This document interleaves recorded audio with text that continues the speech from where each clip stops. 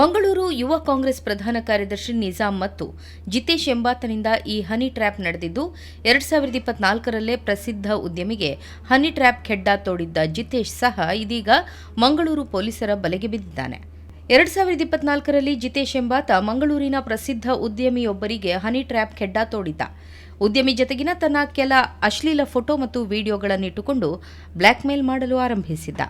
ಈ ವಿಡಿಯೋಗಳನ್ನು ಉದ್ಯಮಿಯ ಪತ್ನಿಗೆ ತೋರಿಸೋದಾಗಿ ಬೆದರಿಸಿ ಮೊದಲ ಹಂತದಲ್ಲಿ 35 ಲಕ್ಷ ರೂಪಾಯಿಗೆ ಬೇಡಿಕೆ ಇಟ್ಟಿದ್ದ ಎನ್ನಲಾಗಿದೆ.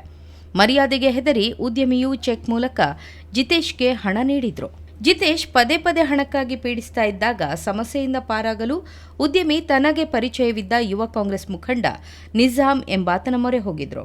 ಆದರೆ ಉದ್ಯಮಿಗೆ ಸಹಾಯ ಮಾಡುವ ನಟನೆ ಮಾಡಿದ ನಿಜಾಮ್ ಒಳಗೊಳಗೆ ಜಿತೇಶ್ ಜತೆ ಕೈಜೋಡಿಸಿ ಉದ್ಯಮಿಯನ್ನೇ ಲೂಟಿ ಮಾಡಲು ಸ್ಕೆಚ್ ಹಾಕಿದ್ದ ಎಂದು ಪೊಲೀಸರು ತಿಳಿಸಿದ್ದಾರೆ.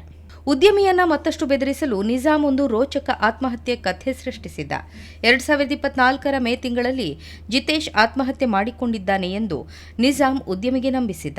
ಜಿತೇಶ್ ಬರೆದಿದ್ದಾನೆ ಎನ್ನಲಾದ ನಕಲಿ ಡೆತ್ ನೋಟ್ ತೋರಿಸಿ ಅದರಲ್ಲಿ ಉದ್ಯಮಿಯ ಹೆಸರಿದೆ ಎಂದು ಹೆದರಿಸಿದ್ದ.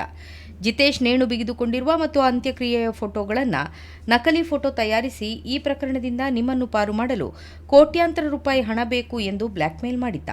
ಹೆದರಿದ ಉದ್ಯಮಿ 2024ರಿಂದ 2026ರವರೆಗೆ ಹಂತ ಹಂತವಾಗಿ ಸುಮಾರು 2,77 ಲಕ್ಷ ರೂಪಾಯಿ ಹಣವನ್ನು ನಿಜಾಮ್ಗೆ ನೀಡಿದ್ದರು ಎಂಬ ಆರೋಪವಿದೆ. ಸತತ 2 ವರ್ಷಗಳ ಕಾಲ ಹಣ ಕಳೆದುಕೊಂಡ ಕಂಗಾಲಾಗಿದ್ದ ಉದ್ಯಮಿಗೆ 2026ರ ಜೂನ್ನಲ್ಲಿ ದೊಡ್ಡ ಶಾಕ್ ಒಂದು ಕಾದಿತ್ತು. ಆತ್ಮಹತ್ಯೆ ಮಾಡಿಕೊಂಡಿದ್ದಾನೆ ಎನ್ನಲಾಗಿದ್ದ ಜಿತೇಶ್ ಮಂಗಳೂರಿನಲ್ಲಿ ರಾಜಾರೋಷವಾಗಿ ಓಡಾಡ್ತಾ ಇರೋದು ಉದ್ಯಮಿಯ ಕಣ್ಣಿಗೆ ಬಿದ್ದಿದೆ.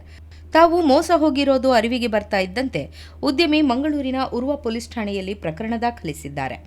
ದೂರಿನ ಆಧಾರದ ಮೇಲೆ ತನಿಖೆ ನಡೆಸಿದ ಪೊಲೀಸರು ನಿಜಾಮ್ ಮತ್ತು ಜಿತೇಶ್ ಇಬ್ಬರನ್ನು ಬಂಧಿಸಿದ್ದಾರೆ. ಬಂಧಿತ ನಿಜಾಮ್ ಮಂಗಳೂರು ಯುವ ಕಾಂಗ್ರೆಸ್ನಲ್ಲಿ ಪ್ರಭಾವಿ ಹುದ್ದೆಯಲ್ಲಿದ್ದು ರಾಜ್ಯದ ಹಲವು ಪ್ರಮುಖ ನಾಯಕರೊಂದಿಗೆ ಆತನ ಜತೆಗಿರುವ ಫೋಟೋಗಳು ಈಗ ಸಾಮಾಜಿಕ ಜಾಲತಾಣಗಳಲ್ಲಿ ವೈರಲ್ ಆಗ್ತಾ ಇವೆ.